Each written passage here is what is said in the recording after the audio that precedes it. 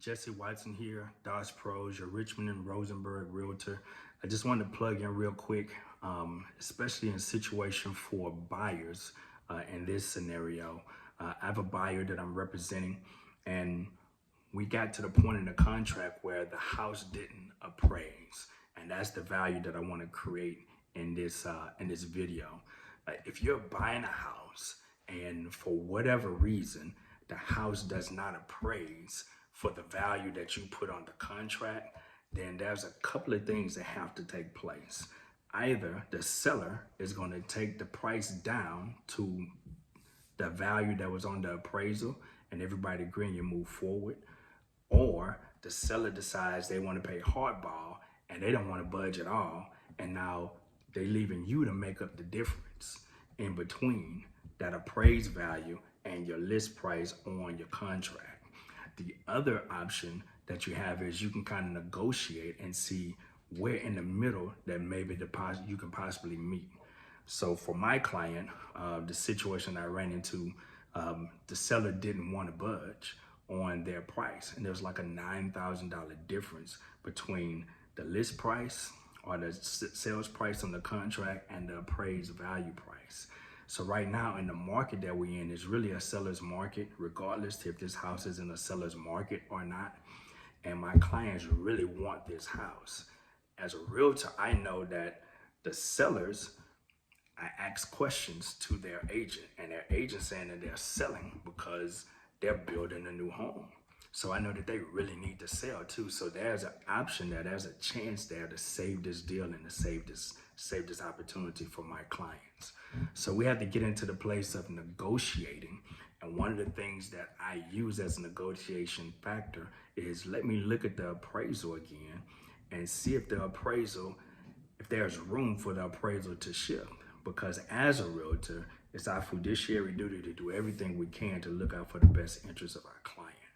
Me doing a comp analysis and a market analysis, I recognize that there are comps out there that can actually allow this house to appraise for the value that we put our offer in on. What I also understood is because my client is getting funding from a credit union, sometimes that appraiser will lean more towards favor for the credit union versus the client. I'm not saying that's the case in every situation, but sometimes that is the case, especially when I talk to other lenders that are not working with credit unions. So what I did was I went in, I looked at my market analysis. I know that we have the data to support it. So we just did an appeal with the appraiser and just say, hey, here's some other comps to consider. Let's see if we can get this appraiser to go up. Why do that? Well, my clients really want this house. They don't want to lose it. These sellers really need to sell. But my clients, the people that I'm accountable for, really want to buy this house. And I know that this house can appraise for the value that we put in on our offer. So it's not customary I won't say it's not customary. It's not normal, I guess, if you will, when a house doesn't appraise for a client to go and fight the appraiser to get the appraiser to go up. We normally trying to fight to get it to come down. But in this scenario, we're looking at what's best for my client. They don't want to start this process over. I mean, we literally about 10 days from closing. They don't want to start this process over. So sometimes you got to be creative and figure out what's the best situation and what's the best scenario. So I just want to share this little nugget real quick.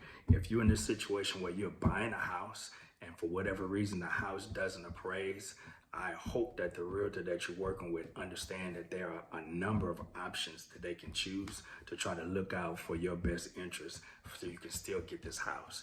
If the data supports that appraisal or that price, that offer number, and the appraisal doesn't come in, then there's some options that can be reached, right? There's some options that can be used in order to make sure that this situation works out best for everybody.